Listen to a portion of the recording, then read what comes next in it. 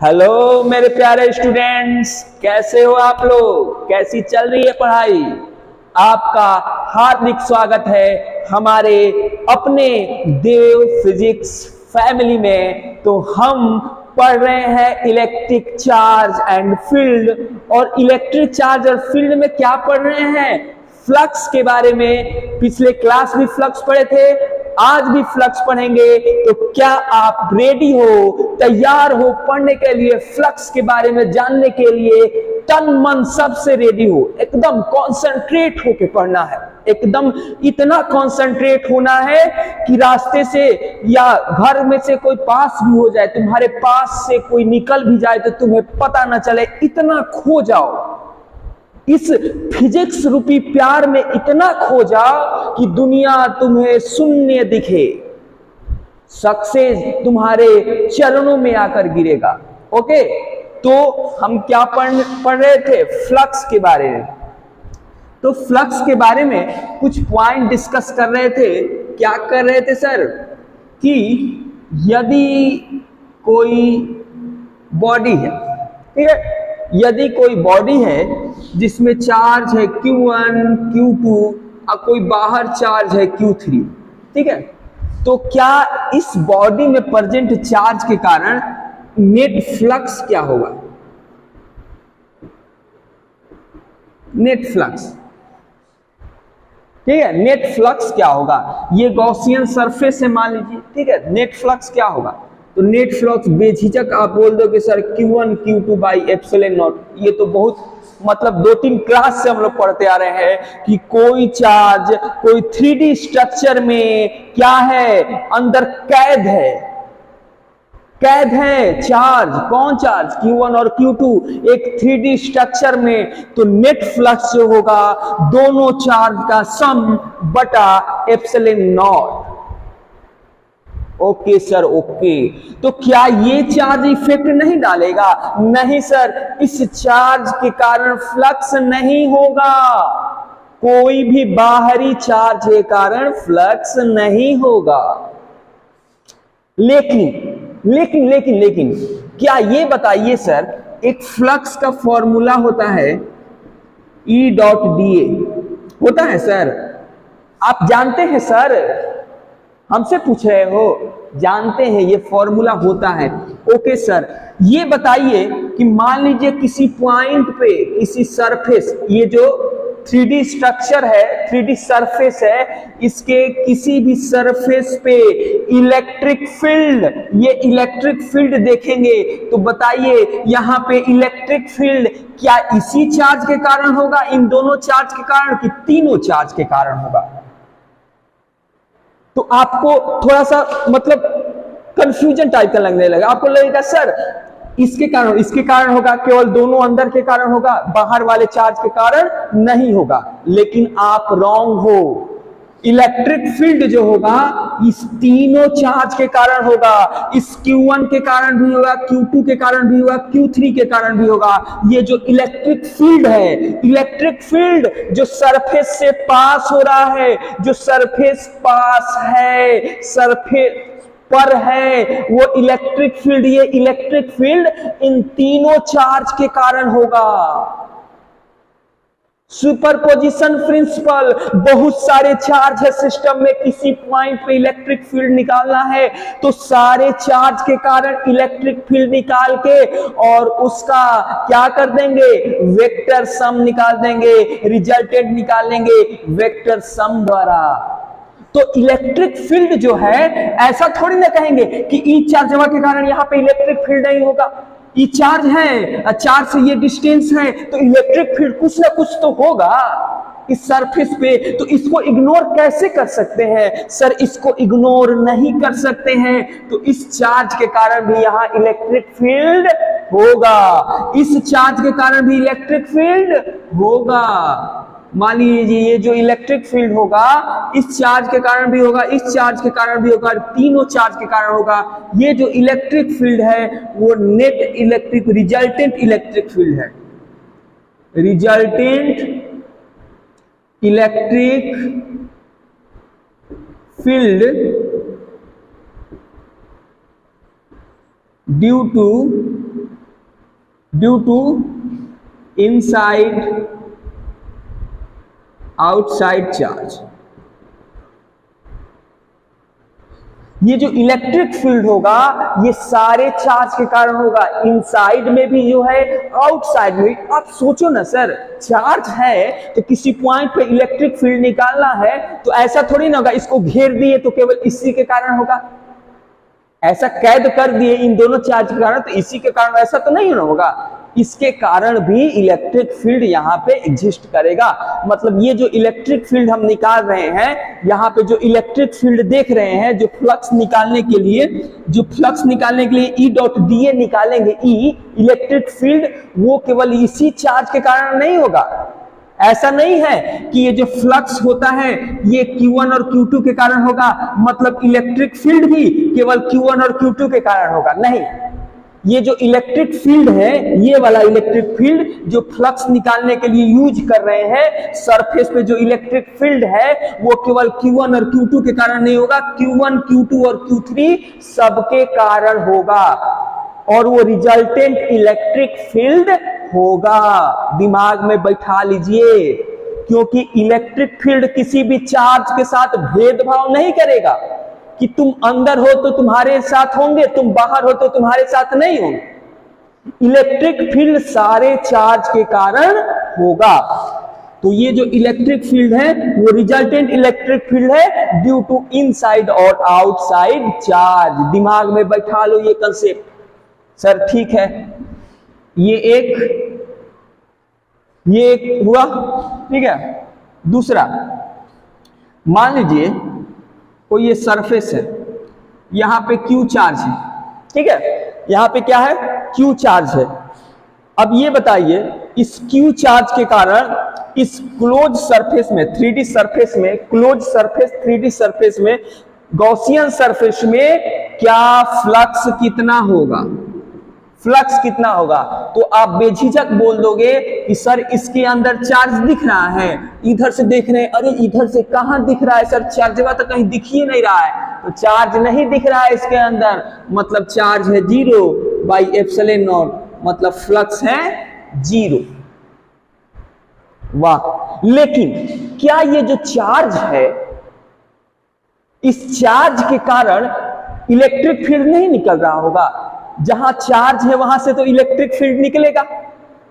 हाँ sir, electric field निकलेगा, ऐसे निकलेगा, ऐसे निकलेगा, ऐसे निकलेगा, ऐसे निकलेगा, ऐसे निकलेगा, ऐसे निकलेगा, ऐसे निकलेगा, निकलेगा, ठीक है, निकलेगा कि नहीं? चार्ज है तो इलेक्ट्रिक फील्ड निकलेगा। मान लीजिए ये ऐसे निकल रहा है, ठीक है, ये ऐसे निकल रहा है, बहुत सारा इलेक्ट्रिक फील्ड निकलेगा, बहुत सारा निकलेगा, आप कह नहीं सकते, ठीक है। तो जो इलेक्ट्रिक फील्ड है ये तो सर इसको कट तो कर रहा है, ये जो इलेक्ट्रिक फील्ड है इस सरफेस को कट तो कर रहा है, और जो electric number of electric field किसी भी सरफेस को परपेंडिकुलर कट करता है उसी को तो फ्लक्स कहते हैं। मतलब इससे जो इलेक्ट्रिक फील्ड निकल रहा है इस सरफेस को कट कर रहा है, मतलब इसका परपेंडिकुलर कंपोनेंट भी होगा। जो इलेक्ट्रिक फील्ड है कट कर रहा है, मान लो हो सकता है परपेंडिकुलर कट नहीं कर रहा होगा, लेकिन समझना, लेकिन उसका कंपोनेंट तो होगा ना परपेंडिकुलर। कोई भी इलेक्ट्रिक फील्ड है, इलेक्ट्रिक फील्ड वेक्टर क्वांटिटी है, किसी भी एंगल पे कट करे, ठीक है। इलेक्ट्रिक फील्ड किसी सरफेस को किसी भी एंगल पे कट करे, मान ले इसको 30 डिग्री पे कट कर रहा है, तो इसको वर्टिकल और हॉरिजॉन्टल कंपोनेंट बना के इसके परपेंडिकुलर नहीं दिखा सकते हो? दिखा सकते हो कि नहीं? मतलब ये जो इलेक्ट्रिक फील्ड लाइन है इस सरफेस को कट कर रही है परपेंडिकुलरली, तो मतलब क्या सर, फ्लक्स तो होगा, फ्लक्स तो होना चाहिए, लेकिन आप तो बोल रहे हैं कि फ्लक्स 0 होगा। बच्चा, ये जो इलेक्ट्रिक फील्ड लाइन कट कर रहा है, यहां से इंटर कर रहा है, वो आगे चल के निकल जाएगा, वो आगे चल के निकल जाएगा, वो आगे चल के निकल जाएगा। मतलब जितना फील्ड ऑफ लाइन इंटर करेगा उतना फील्ड ऑफ लाइन बाहर की तरफ निकल जाएगा। जितना फील्ड ऑफ लाइन इंटर करेगा उतना number of field of line बाहर निकल रहा है। यहां से इलेक्ट्रीफाई इंटर किया, बाहर निकल गया, इंटर किया, बाहर निकल गया। मतलब जितना फ्लक्स इंटर किया उतना फ्लक्स बाहर निकल गया। नंबर ऑफ फ्लक्स इंटरिंग, एगो गेट वहां है, एगो गेट वहां, गेट से आया आदमी, बाहर बच्चा आ रहा है। मान लो कि बहुत सारा एक रूम है, दो गेट है, बहुत सारा स्टूडेंट एक गेट से आ रहा है, दूसरा गेट से निकलते जा रहा है, आ रहा है निकलते जा रहा है, आ रहा है निकलते जा रहा है, आ रहा है निकलते जा रहा है, और पूछेगा कि रूम में कितना स्टूडेंट है, कितने आदमी थे सांभा, तो आप क्या बोलोगे? रूम में 0 स्टूडेंट, क्योंकि जितना आया उतना निकलते गया। उसी तरह से जितना electric field of line inter कर रहा है उतना इलेक्ट्रिक फील्ड ऑफ लाइन बाहर निकल रहा है, जितना नेट फ्लक्स इंटर कर रहा है उतना नेट फ्लक्स बाहर निकल रहा है। इसीलिए फ्लक्स जो है यहां पे 0 है। फ्लक्स क्या है? 0 है सर, 0। एक मिनट, तो आपको एक दिमाग में आ रहा होगा, ऐसे मान लीजिए सर ये अंदर चार्ज है, ये एक क्लोज सरफेस है, इसमें बताइए तो इसमें क्या इंटर करेगा, बाहर नहीं निकलेगा? तो नहीं बचा। देखो यहां पे चार्ज है, तो यहां से इलेक्ट्रिक फील्ड,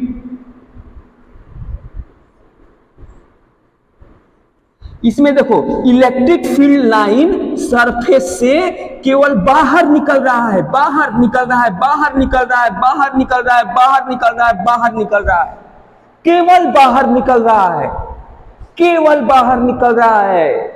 मतलब फ्लक्स होगा, लेकिन जब सरफेस से अंदर आए और जितना अंदर आए उतना बाहर निकल जाए, जितना अंदर आए उतना बाहर निकल जाए, तब नेट फ्लक्स 0 होगा, क्योंकि उसके अंदर फ्लक्स, मतलब नेट ये कह सकते हैं कि जितना फ्लक्स सरफेस को कट करके अंदर आ रहा है उतना ही फ्लक्स सरफेस को कट करके बाहर निकल जा रहा है। तो एगो प्लस मान लो, तो एगो माइनस, इंटर करने वाला प्लस तो बाहर निकलने वाला minus, total flux net flux क्या हो जाएगा? 0। नेट फ्लक्स क्या हो जाएगा? 0।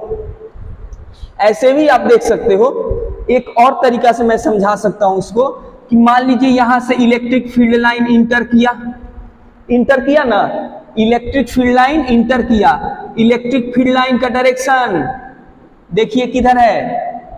इस साइड है, देखिए किधर है? इस साइड है। और इस पे एरिया वेक्टर किधर होगा? अपोजिट, दोनों का बीच का एंगल अपोजिट।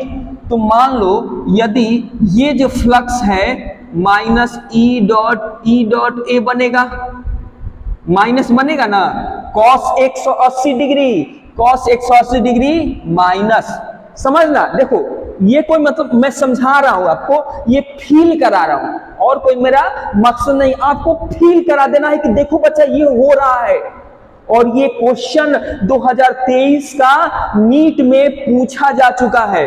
क्वेश्चन ये पूछा कि सर ये बताइए ई डॉट डी ये 0 है, कंडीशन दे दिया चार्ट हो कि कौन सा कंडीशन सही होगा।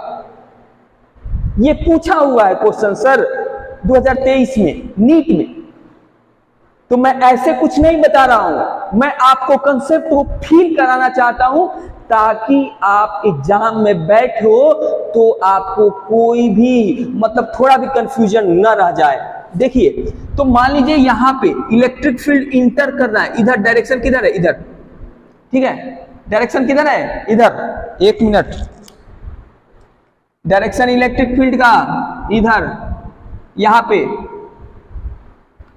एरिया वेक्टर का डायरेक्शन सरफेस पे आउटवर्ड, जहां भी सरफेस है इनवर्ड नहीं, सरफेस के 3D सरफेस के आउटवर्ड एरिया वेक्टर। ये एरिया वेक्टर, ये ई दोनों अपोजिट है, तो cos 180 डिग्री माइनस ई ए।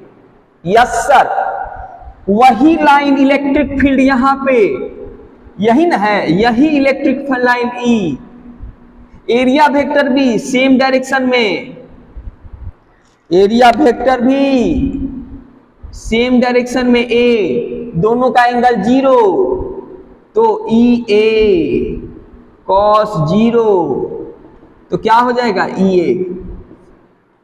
समझे? तो इस मान लो कि एगो इलेक्ट्रिक फील्ड लाइन निकल रहा है, एक इलेक्ट्रिक फील्ड लाइन निकल रहा है, इस सरफेस पे कट किया तो इलेक्ट्रिक फ्लक्स आ रहा है माइनस EA, इस सरफेस पे कट किया तो EA, दोनों का सम माइनस EA प्लस EA 0।